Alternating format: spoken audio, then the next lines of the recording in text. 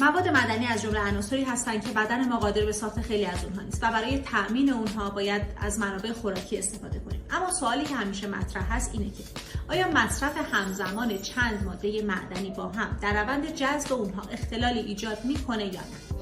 من دکتر مهکان مرادی هستم. به یک ویدیو دیگه با من خوش اومدید.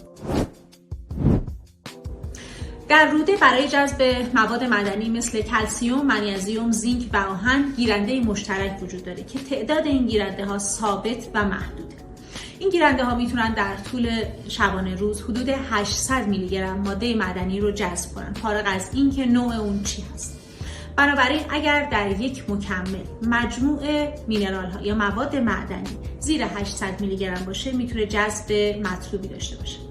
یکی از مکمل ها که این ویژگی رو داره و مجموع مینرال های اون حدود 450 میلی گرم هست، مکمل اوستواکت که حاوی مواد معدنی کلسیم، منیزیم، زینک و 200 واحد ویتامین دی هستش. 333 میلی گرم کلسیم که نقش اون در پیشگیری از پوکی استخوان برای همه ما شناخته شده است. علاوه بر اون کلسیم در انقباض مایچا، انتقال پیام‌های عصبی و کاهش فشار خون نقش داره. منیزیم که طیف وسیع از اثرات رو روی بدن ما داره، از جمله بهبود فعالیت سیستم عصبی، کاهش اضطراب و افسردگی و حتی کمک به درمان میگرن و بهبود کیفیت خواب.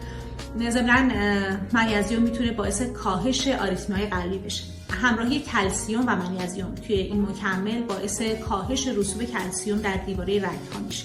علاوه بر اون منیزیم در کاهش مقاومت به انسولین مؤثره و از این رو میتونه برای افراد دیابتی و افرادی که مبتلا به تخمدان پلیکیستیک هستن اثر خوبی داشته باشه.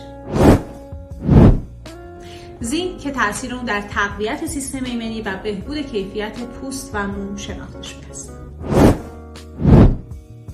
ویتامین دی که اگر در بدن ما کم باشه باعث کاهش عملکرد سیستم ایمنی، افزایش ریزش مو، افزایش فشار خون، بروز افسردگی و حتی بروز سکته‌های قلبی میشه. اوستواکت تحت لیسانس کمپانی پاسیفیک وایتال آمریکا هست. فاقد اسید سیتریک، قند، گلوتن و لاکتوز هستش. شما میتونید این محصول رو از داروخانه شبانه‌روزی امیر تهیه کنید. ارسال مثل همیشه به سراسر ایران رایگانه و مرسی از اینکه این پست رو لایک میکنید، سیو میکنید و برای بقیه میفرستید.